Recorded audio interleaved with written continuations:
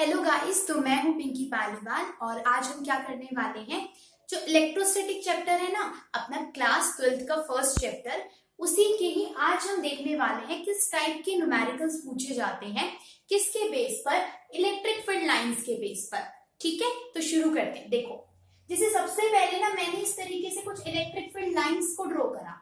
ठीक है, तो अब देखो, यहां से ये क्वेश्चन पूछा जाता है आपके पास में कि एक ए पॉइंट यहाँ पर दे दिया और एक बी पॉइंट आपको यहाँ पर दे दिया। ठीक है, तो वो पूछेगा कहां पर इलेक्ट्रिक फील्ड जो है आपके पास में ज्यादा है।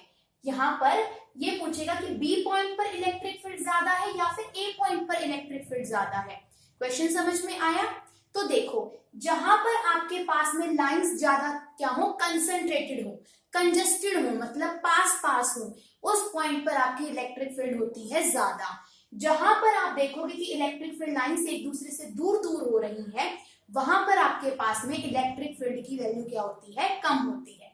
ठीक है हमारे पास में, तो देखो यहाँ पर इस तरीके का डायग्राम आपको दिया गया है। तो यहाँ पर हम बता सकते हैं कि इलेक्ट्रिक फील्ड की वैल्यू आपकी बी पॉइंट पर क्या है, ए पॉइंट से ज्यादा है। रीजन, जहां पे बी पॉइंट पे नहीं, सॉरी मैंने उल्टा लिख दिया, जो इलेक्ट्रिक फील्ड है उसकी वैल्यू ए पॉइंट के ऊपर ज्यादा है और बी पॉइंट के ऊपर कम है।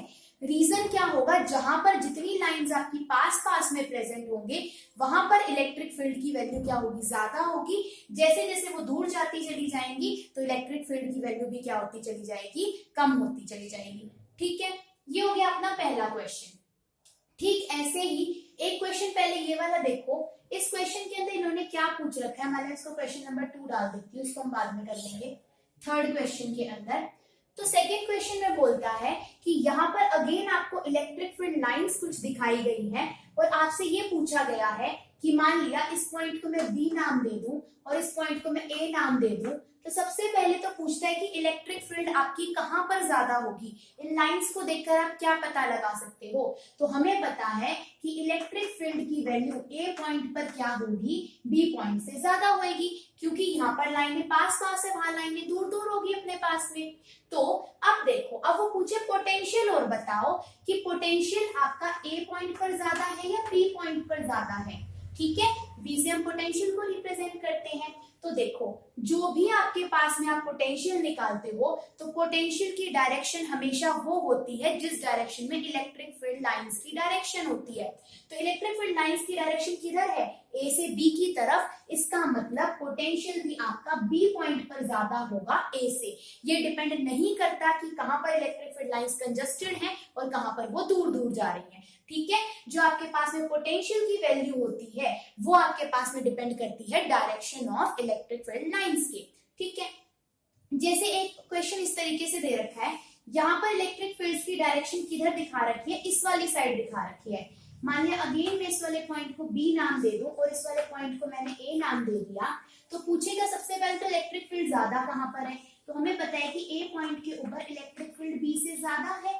यहाँ पर अगर वो पूछ ले कि पोटेंशियल कहां पर आपका ज्यादा होगा, तो वी ए पर या फिर वी बी पर, तो आपके पास में पोटेंशियल किधर ज्यादा होगा, डायरेक्शन किधर है, बी से ए की तरफ। इसका मतलब अब यहाँ पर वी ए की वैल्यू क्या हो जाएगी, वी बी से ज्यादा हो जाएगी। दोनों अलग अलग केसेस समझ में आए कि इलेक्ट्रिक फील्ड की जो आपके पास में वैल्यू होगी वो हम लाइंस के बेसिस पे देखेंगे, जबकि जो पोटेंशियल की वैल्यू होगी वो हम देखेंगे किस डायरेक्शन के अंदर आपकी इलेक्ट्रिक फील्ड अप्लाई की जा रही है, वो हमें ये एरोज बताएंगे। ठीक है हमारे पास में। अब देखते हैं एक ये वाला point.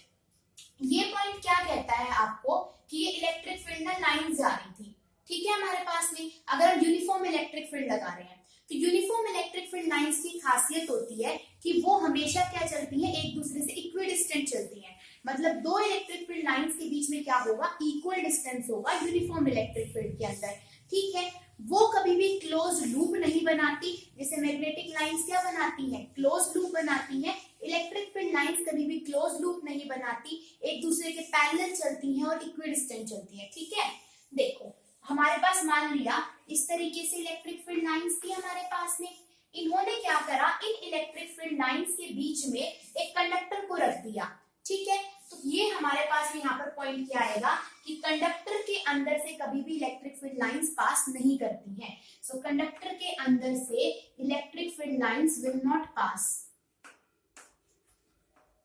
Electric field lines will not pass, मतलब इसके अंदर से ये पास नहीं करेंगी।